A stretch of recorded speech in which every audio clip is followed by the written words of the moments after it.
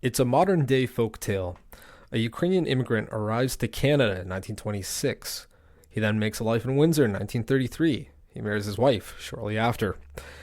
And he works at the Ford Motor Company of Canada, sells and buys property and offers high mortgages to homeowners unable to get bank loans, and somehow finds time to pursue his creative hobbies on the side.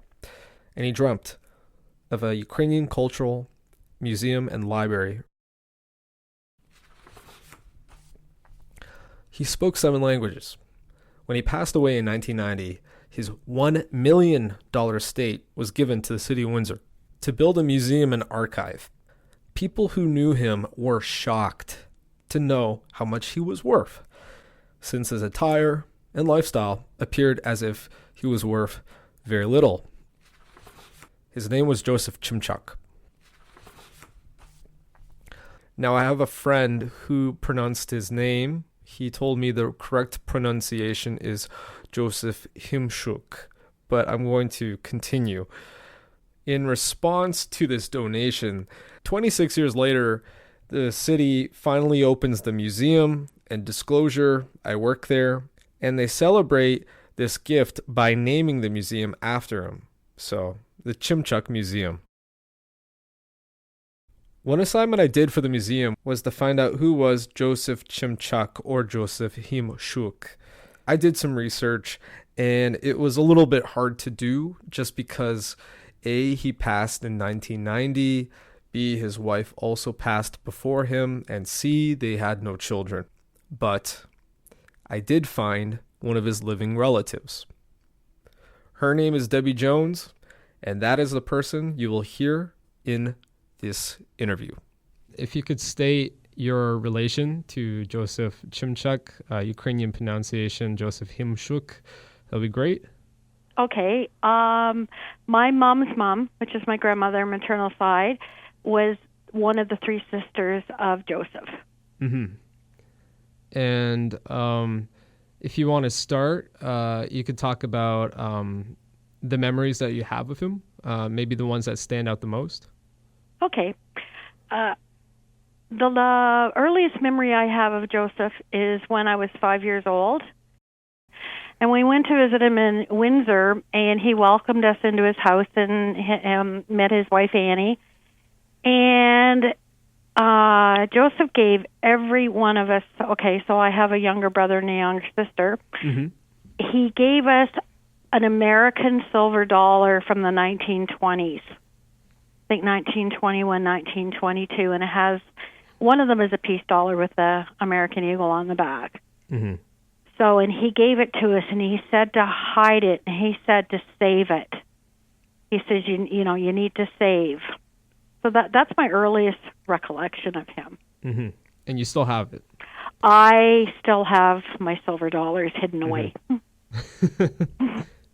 And you've also been to his house a number of times, right?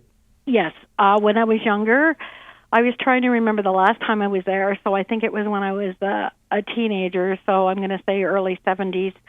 But I know my mom and dad went up and visited him frequently right up until he had passed away. Mm-hmm. So could you, from your memory, could you describe what the house looked like inside? I know when I walked in, he had a lot of beautiful wooden furniture, and it was covered with doilies and tablecloths and, you know, to protect the surface. Mm-hmm. And I think I recall the lamps being still covered in plastic to protect everything. Mm-hmm. I remember a picture on the wall of him and his wife. Mm-hmm. And I actually have that photograph. Mm. Was that the one you sent me?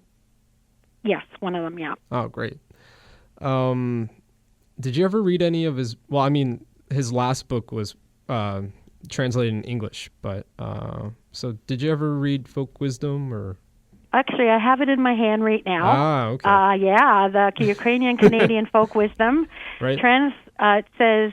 text to English translation. I did not learn Ukrainian because my grandparents passed away when I was only 5. Mm-hmm. So it's great to have the English the English translation here. So I have that book. And my brother actually was given the same book by Joseph, I think in 1977. I was talking to my brother Dale Jones. Mm-hmm. He lives in Kingston, and he had dropped by to see Joseph, and he had given him the folk wisdom book at that time. Mm-hmm.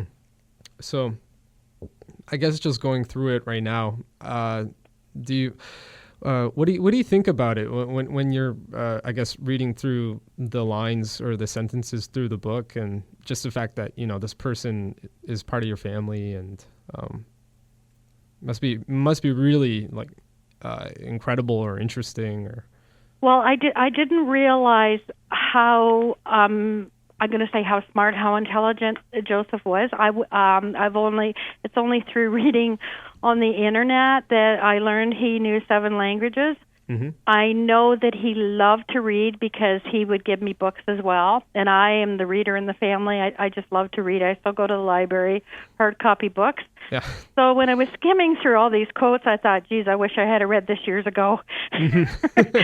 And, for all, like one of them here is, love is sweeter than honey. Mm-hmm. That's kind of nice. Yeah.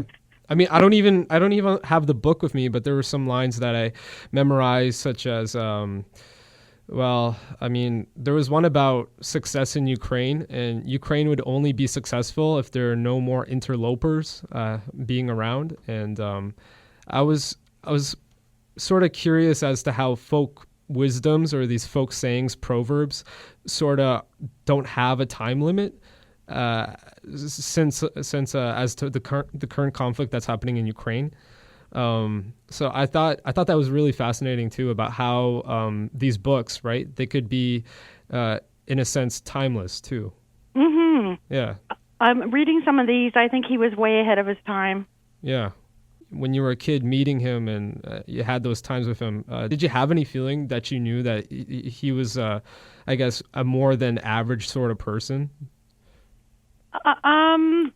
I actually was quite impressed with him as a young child, because of the fact that he always had tales to tell, and the fact that he was, as I said, he was a reader, and being 5 years old and getting a brand new American silver dollar, I think, was really impressive at the time. Yeah.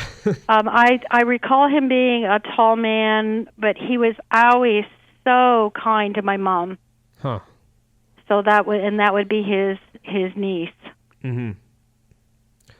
When I interviewed Mr. Buckholzer, Eric Buckholzer is an accountant who prepared Chimczuk's last will and testament.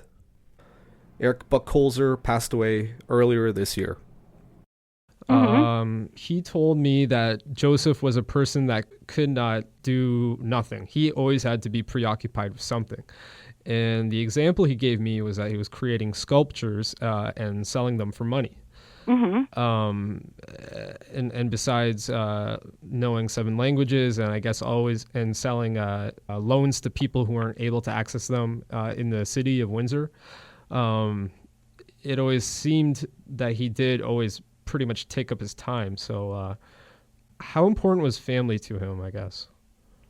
My mom's mom passed away in 1960 when she was only 58. So I'm sure he missed his sister. Her name was Julia.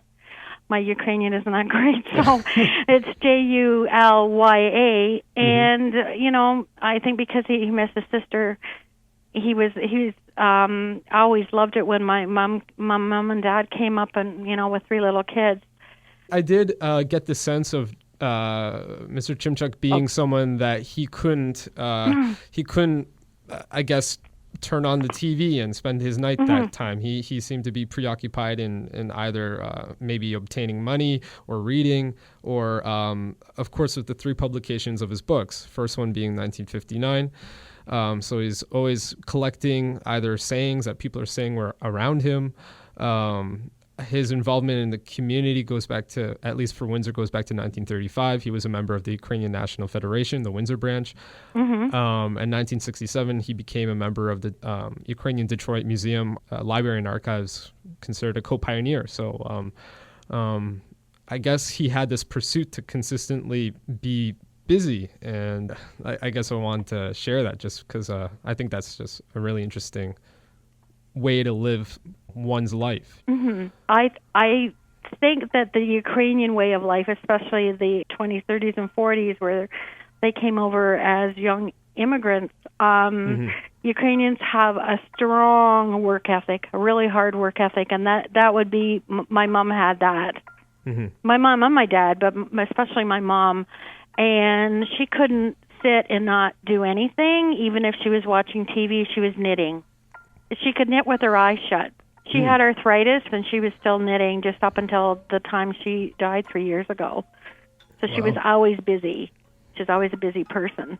My parents are both the same way, and they're both immigrants from Ukraine too. So it's it very much validifies what you just said. It's at least from my accounts, I think that's really true too.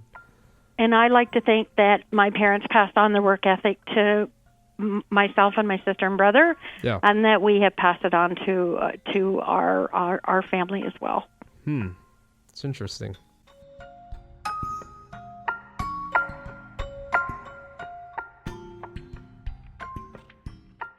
So back in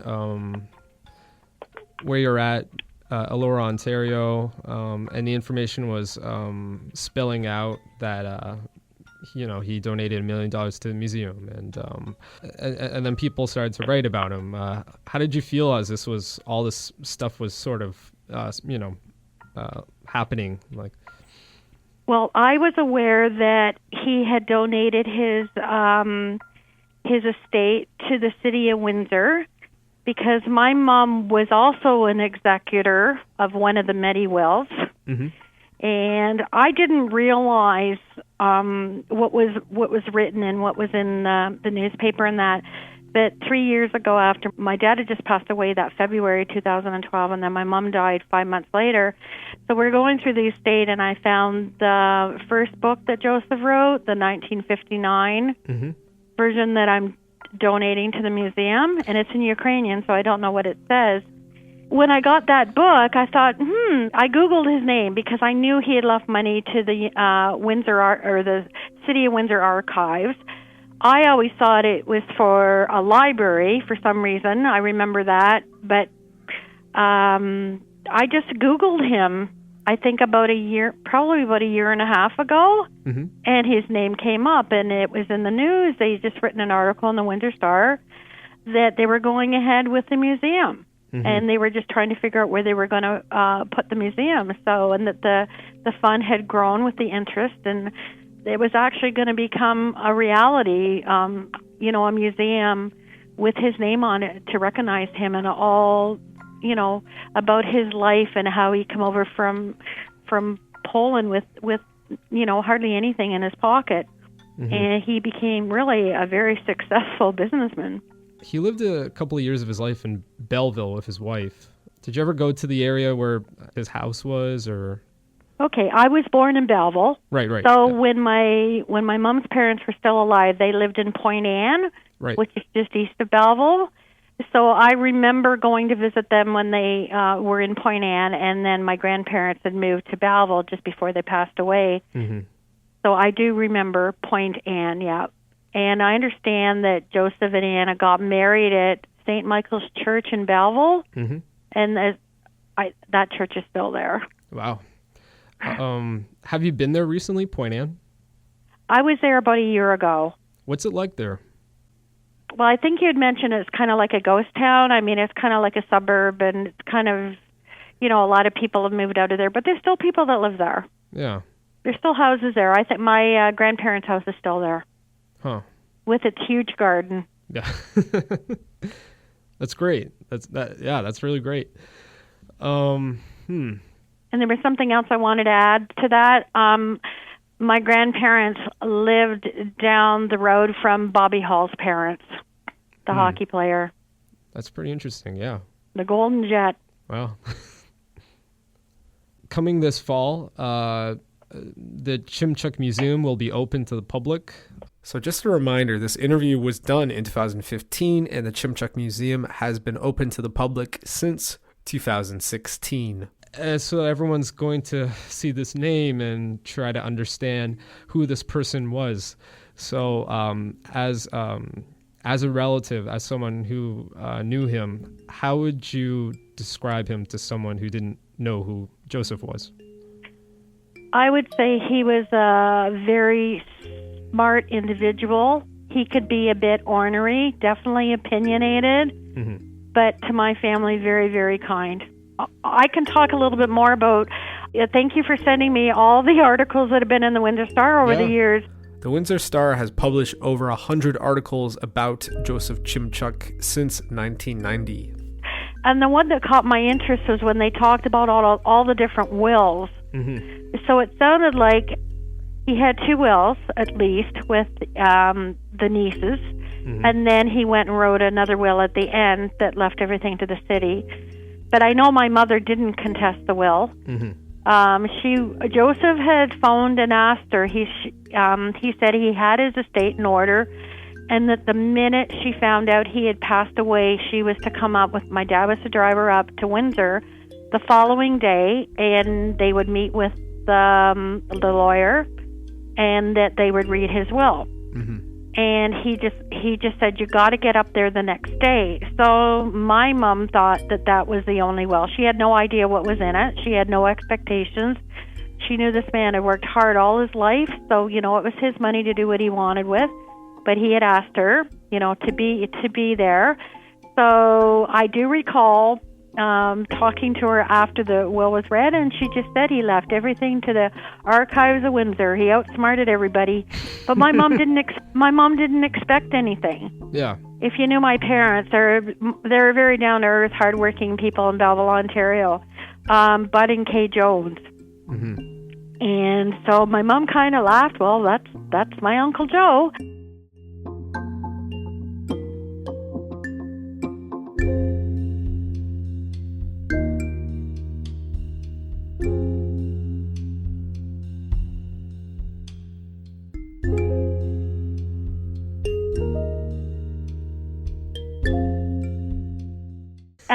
I sensed reading in the Windsor Star that 2 other, a niece and a nephew, contested the will.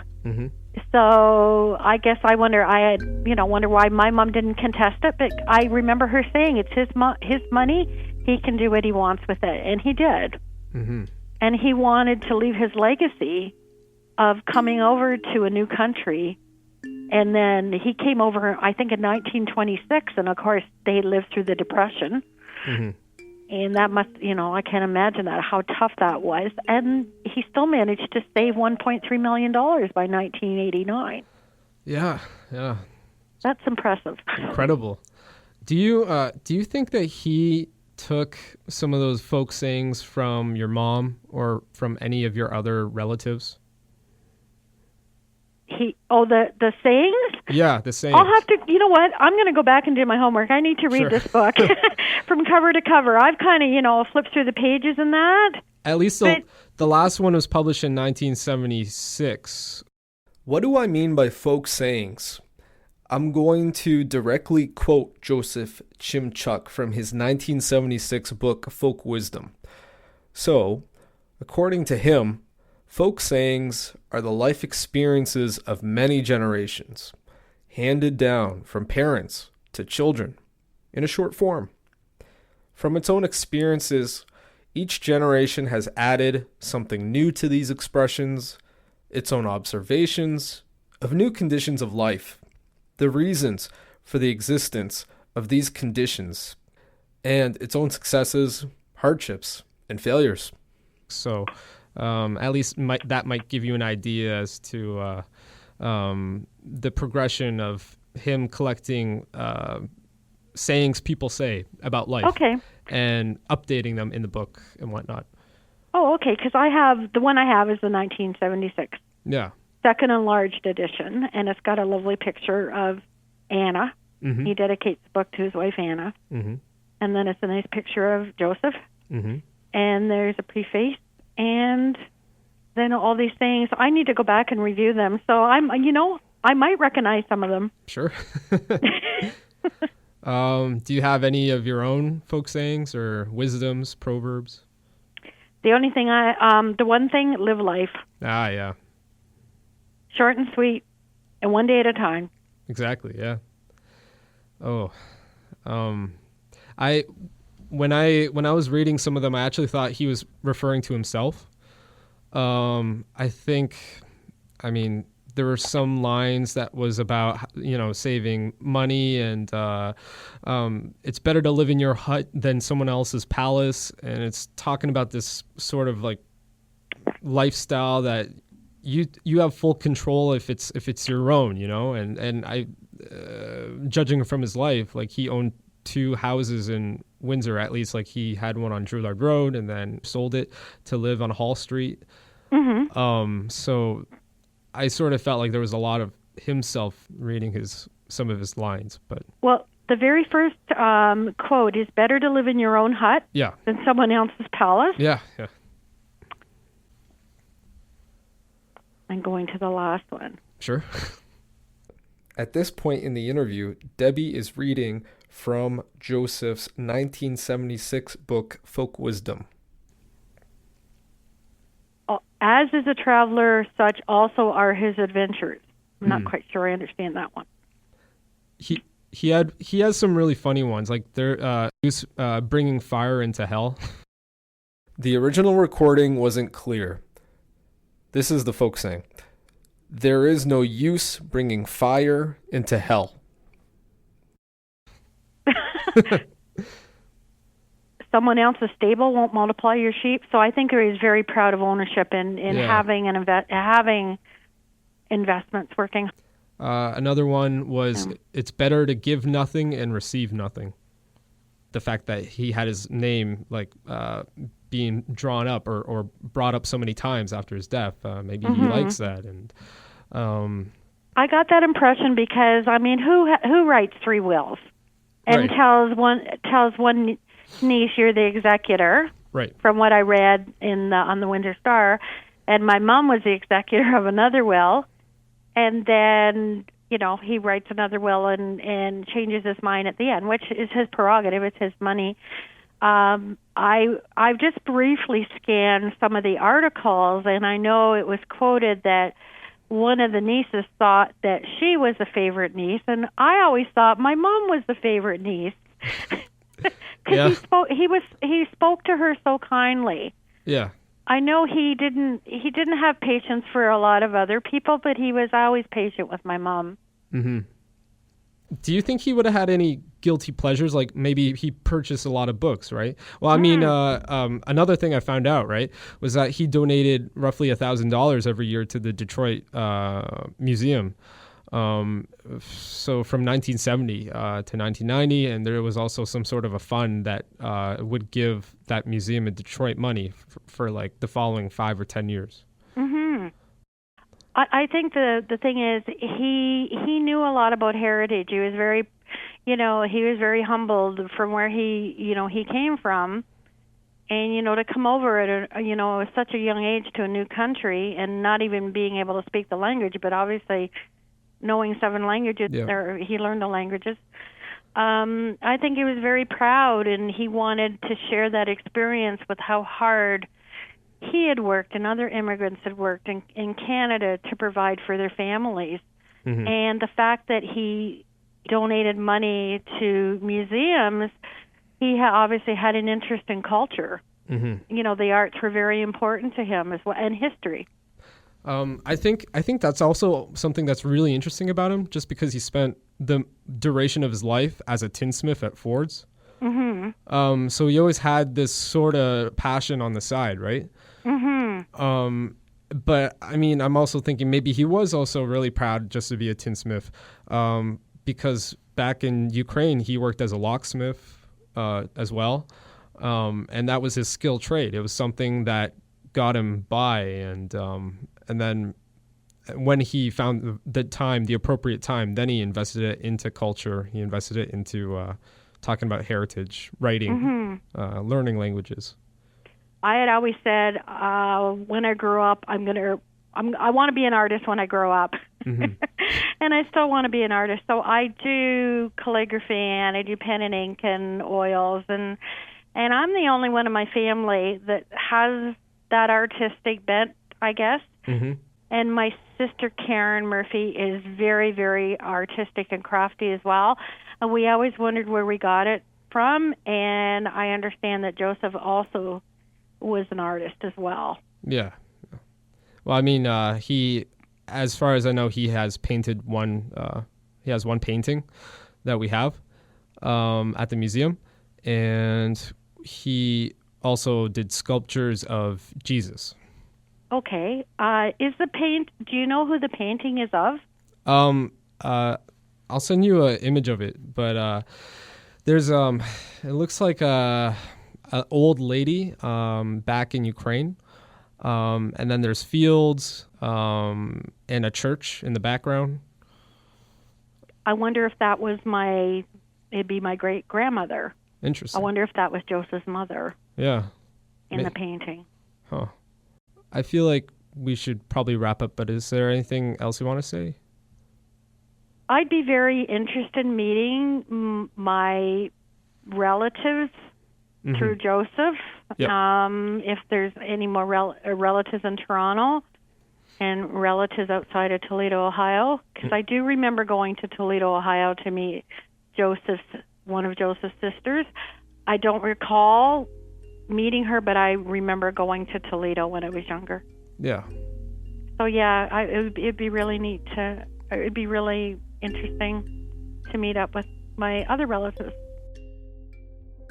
This interview took place in 2015, but I met Debbie for the first time earlier this month when she came to the Chimczuk Museum, and she brought with her 8 other family members from the Guelph area. And she brought a close friend, Dr. David Wanham, who's a strong supporter for the creation of the Chimczuk Museum. In doing research about the life of Joseph Chimczuk, I appreciated how disciplined he was when it came to his passion projects. He made time to make sculptures of Jesus. He made time to paint. He made time to write. He found time to be an active member of the Ukrainian American Museum in Detroit, and so on and so forth.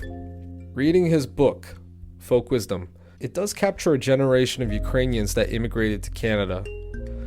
But I do think with Mr. Chimczuk's decision to translate it into English, it also created an opportunity for many non-Ukrainians to read this work and find something in these sayings that they could use in their own lives.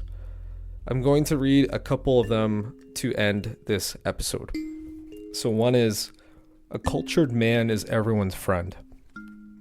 Peace and joy prolong life. Do good and someone will praise you someday.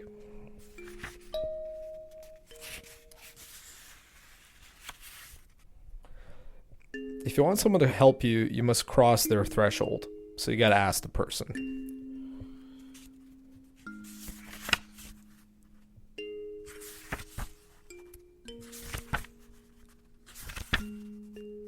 Human life is like a bubble on the water.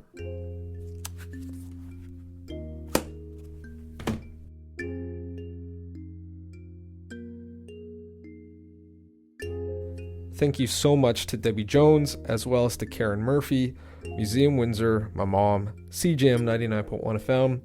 This interview was recorded at CJAM Studios, Blue Dot Sessions, and WFMU's Free Music Archive. I used Blue Dot Sessions songs Tessellate and Help Ver, accessed from the WFMU's Free Music Archive. This project is a recipient of the City of Windsor's Arts, Culture, and Heritage Fund, and this is episode 4 of Life in a Border Town. I'm Walter Patrician. Thanks for listening.